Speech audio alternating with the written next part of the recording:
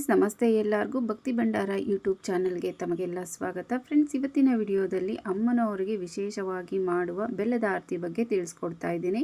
ಇಷ್ಟಾರ್ಥ ಸಿದ್ಧಿಗಾಗಿ ಅದರಲ್ಲೂ ಆಷಾಢ ಮಾಸದಲ್ಲಿ ವಿಶೇಷವಾಗಿ ಮಾಡುವಂತಹ ಬೆಲ್ಲದ ಆರತಿಯನ್ನು ಯಾವ ಥರ ಮಾಡಬೇಕು, ಯಾವ ಥರ ಬತ್ತಿ ಹಾಕಬೇಕು, ಎಷ್ಟು ಬತ್ತಿ ಹಾಕಬೇಕು, ಯಾವ ದಿನಗಳಲ್ಲಿ ಈ ಬೆಲ್ಲದ ಆರತಿನ ಮಾಡಬೇಕು, ಹಾಗೆ ಯಾವ ಸಮಯದಲ್ಲಿ ಬೆಲ್ಲದ ಆರತಿನ ಮಾಡಬೇಕು ಅಂತ ಸಂಪೂರ್ಣವಾಗಿ ಇವತ್ತಿನ ವಿಡಿಯೋದಲ್ಲಿ ತಿಳಿಸ್ಕೊಡ್ತಾ ಇದ್ದೀನಿ. ವಿಡಿಯೋವನ್ನು ಎಲ್ಲೂ ಸ್ಕಿಪ್ ಮಾಡದೆ ಕೊನೆ ತನಕ ವಿಡಿಯೋ ನೋಡಿ. ಹಾಗೆ ಯಾರೆಲ್ಲ ನೋಡ್ತಿದ್ದೀರೋ ದಯವಿಟ್ಟು ಸಬ್ಸ್ಕ್ರೈಬ್ ಮಾಡ್ಕೊಂಡು ಸಪೋರ್ಟ್ ಮಾಡಿ. ನಿಮ್ಮ ಸಪೋರ್ಟ್ ತುಂಬಾ ಮುಖ್ಯ ಅಂತ ಹೇಳ್ತಾ ಬನ್ನಿ ವಿಡಿಯೋನ ಸ್ಟಾರ್ಟ್ ಮಾಡೋಣ.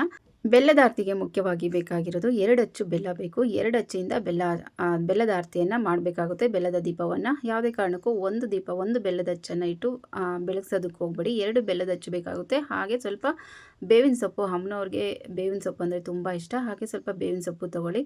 ಹಾಗೆ ನೀವು ಮನೆಯಲ್ಲಿ ಹಚ್ತೀರಿ ಅನ್ನೋ ಥರ ಇದ್ದರೆ ಒಂದು ಪ್ಲೇಟಲ್ಲಿ ಮಾಡ್ಕೊಳ್ಳಿ. ಒಂದು ಹಿತ್ತಾಳೆ ಕಂಚಿನ ಪ್ಲೇಟು ಅಥವಾ ಬೆಳ್ಳಿ ಪ್ಲೇಟು ಅದರಲ್ಲಿ ಮಾಡಿ.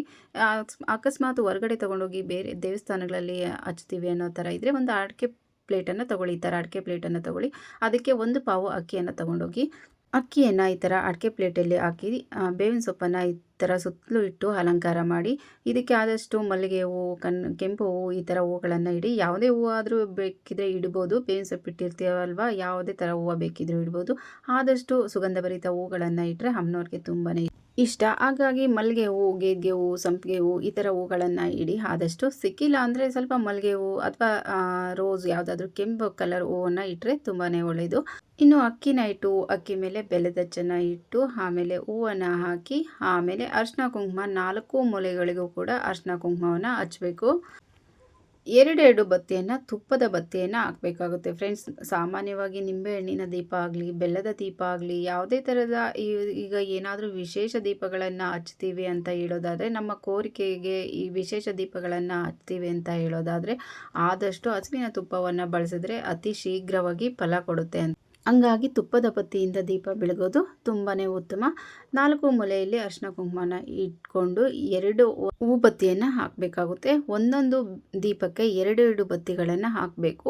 ಒಂದೊಂದು ಬತ್ತಿಯನ್ನು ಹಾಕಬಾರ್ದು. 2 ಬತ್ತಿಗಳನ್ನು ಒಂದನ್ನಾಗಿ ಮಾಡಿ 2 ಬತ್ತಿಗಳು ಟೋಟಲ್ ಆಗಿ 2 ದೀಪಕ್ಕೆ 4 ಬತ್ತಿಗಳನ್ನು ಹಾಕಬೇಕು.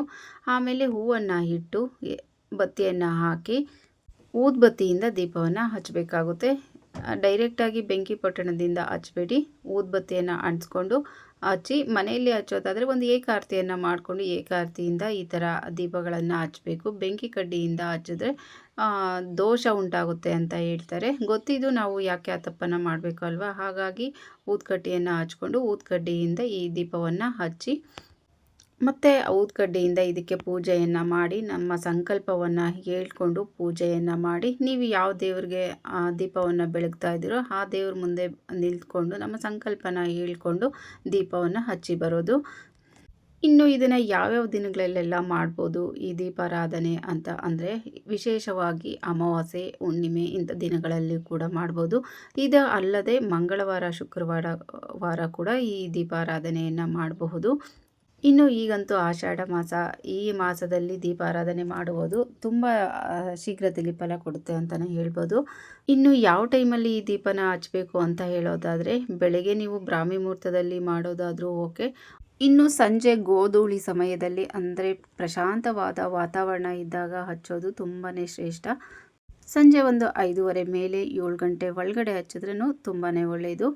ಇನ್ನು ಈ ಥರ ಹಚ್ಚಿದ ಬೆಲ್ಲ ಮತ್ತು ಅಕ್ಕಿಯನ್ನು ಏನಪ್ಪ ಮಾಡಬೇಕು ಅಂದರೆ, ಅಲ್ಲೇ ಯಾರಾದರೂ ದೇವಸ್ಥಾನದ ಹತ್ರ ಇರೋ ಕೆಲಸ ಮಾಡೋ ಅಂಥವ್ರಿಗೆ ಇನ್ನೂ ಸ್ವಲ್ಪ ಅದಕ್ಕೆ ದಕ್ಷಿಣೆ ಸ್ವಲ್ಪ ಎಲ್ಲ ಸೇರಿಸಿ ಕೊಟ್ಟರೆ ತುಂಬಾ ಒಳ್ಳೆಯದು. ಇನ್ನು ಯಾರಾದರೂ ಭಿಕ್ಷುಕರು ಇರ್ತಾರಲ್ವ, ಅಲ್ಲಿ ಅವ್ರಿಗೆ ಕೊಟ್ಟರು ಒಳ್ಳೆಯದು. ಅದರಲ್ಲಿ ಸ್ವಲ್ಪ ದಕ್ಷಿಣೆ ಎಲ್ಲ ಸೇರಿಸಿ. ನಿಮ್ಮ ಮನೆಯಲ್ಲೇನಾದರೂ ಹಚ್ಚಿದರೆ ಆ ಬೆಲ್ಲ ಮತ್ತು ಅಕ್ಕಿಯನ್ನು ನೀವು ದೇವರಿಗೆ ನೈವೇದ್ಯ ಮಾಡಿ ಕೂಡ ಇಡ್ಬೋದು.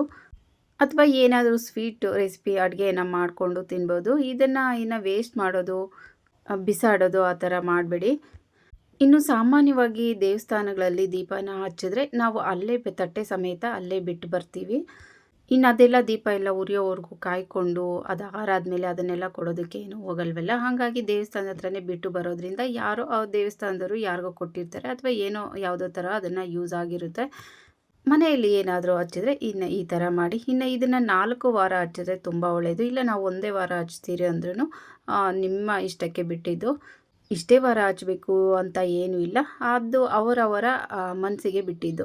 ಆದಷ್ಟು ಮಡಿ ಮೈಲಿಗೆಯಿಂದ, ಶ್ರದ್ಧಾ ಭಕ್ತಿಯಿಂದ, ನಂಬಿಕೆಯಿಂದ ಮಾಡಿದ್ರೆ ತುಂಬಾ ಒಳ್ಳೆಯದು. ನಾವು ಎಷ್ಟು ನಂಬಿಕೆ ಇಟ್ಟು ಮಾಡ್ತೀವೋ ಅಷ್ಟು ಶೀಘ್ರದಲ್ಲಿ ಫಲ ಲಭಿಸುತ್ತೆ ಅಂತಲೇ ಹೇಳ್ಬೋದು. ಗೊತ್ತಾಯ್ತಲ್ವಾ ಫ್ರೆಂಡ್ಸ್, ಬೆಲ್ಲದ ಆರತಿಯನ್ನು ಯಾವ ಸಮಯದಲ್ಲಿ ಮಾಡಬೇಕು, ಯಾವ ದಿನ ಹಚ್ಚಬೇಕು, ಯಾವ ಬತ್ತಿ ಹಾಕಬೇಕು, ಎಷ್ಟು ಬತ್ತಿ ಹಾಕಬೇಕು ಅಂತೆಲ್ಲ ಗೊತ್ತಾಯ್ತಲ್ಲ ಫ್ರೆಂಡ್ಸ್. ಈ ಮಾಹಿತಿ ನಿಮಗೆಲ್ಲ ಇಷ್ಟ ಆಗಿದೆ ಅಂತ ಅನ್ಕೊತೀನಿ. ಇಷ್ಟ ಆದರೆ ಪ್ಲೀಸ್ ಒಂದು ಲೈಕ್ ಮಾಡಿ, ಹಾಗೆ ನಿಮ್ಮ ಫ್ಯಾಮಿಲಿ ಫ್ರೆಂಡ್ಸ್ಗೂ ಶೇರ್ ಮಾಡಿ, ಸಬ್ಸ್ಕ್ರೈಬ್ ಮಾಡ್ಕೊಂಡು ಸಪೋರ್ಟ್ ಮಾಡಿ ಮತ್ತಷ್ಟು ವಿಡಿಯೋಗಳಿಗಾಗಿ. Thank you for watching.